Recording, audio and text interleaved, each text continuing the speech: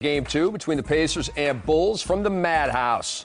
Derrick Rose, 39 points in Game 1. Tyler Hansbrough, 22 points in Game 1 when the Pacers scared the you-know-what out of the Bulls. Could the same thing happen again? Carlos Boozer getting off to a good start. He had just 12 points and 6 rebounds in the first game, outplayed by Hansbrough, but he would outplay Hansbrough in Game 2. Speaking of Hansbrough, scores here, but just 2 of 12 from the field. 6 points for Hansbrough, but Indiana led by 3. Josh McRoberts with the miss, but A.J. Price is there with the jumper. Indiana led by 8. And then it's Steve Smith talking about Derrick Rose. Well, you can see him get into the paint. Unbelievable. Lost the basketball, but his strength, his athleticism, gathers it and scores it. Josh McRoberts with a sweet feed to Danny Granger for the layup. Granger had 19.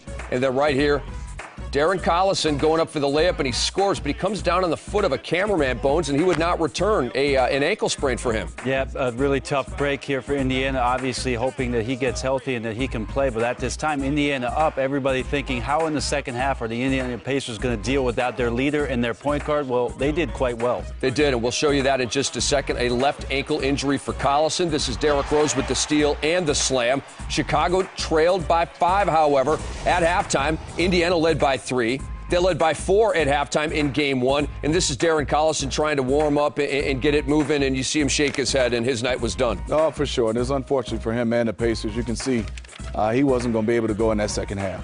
Derrick Rose now up to Luol Deng, and Deng bobbles it and then finishes, ties the game at 49. Now, Bones, Derrick Rose 0 of 9 from 3 in Game 1, 2 of 5 from 3 here in Game 2. Well, at some point, you know he's going to get it going. He's there at home. He's going to keep shooting that 3. He is not lost for confidence. Speaking of threes, Derrick Rose to Keith Bogans, and Bogans knocks it down. Only field goal of the game for him. He had Chicago up by 5. Danny Granger here with one of 13 Indiana steals. They get it back to Granger for the dunk. That's just good basketball right there. Sharing the basketball on a 2-on-1, made the correct play to get an easy dunk. TJ Ford, Bones, from how long? Nah, he didn't make that. Yes, he did. 65 feet, TJ Ford. It was awesome. Bones said 65 feet. We checked the play-by-play. The play-by-play said 65 feet. Nice call by you. Ties the game at 67 going to the fourth quarter, but TJ Ford's not done. He gets the fourth quarter started with a jump shot, and Indiana takes the lead. You got to love it. A veteran not playing much the entire season.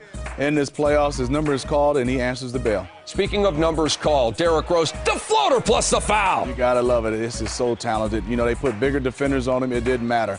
He still scores the basketball because he's strong, he's athletic, and he has an array of moves down there in the post. Risky pass, Bones.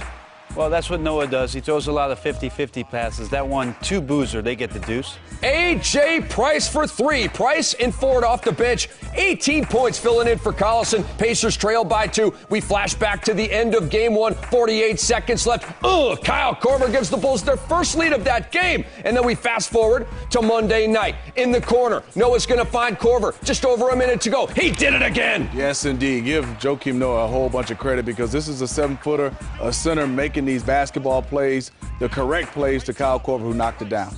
A.J. Price fouled by Derrick Rose, taking a 3, Bones. Great sell by A.J. Price. Questionable as to whether or not that was his shooting motion, but he got all 3 free throws. And he made it a 2-point game. Now, under 20 seconds to go, Luol Deng is fouled. He would go to the free throw line and a chance to ice the game. And he would do exactly that, taking a 2-point lead to a 4-point lead, a lead the Bulls would not relinquish. They win Game 2 by the final count of 96-90. They lead the series 2 games to nothing.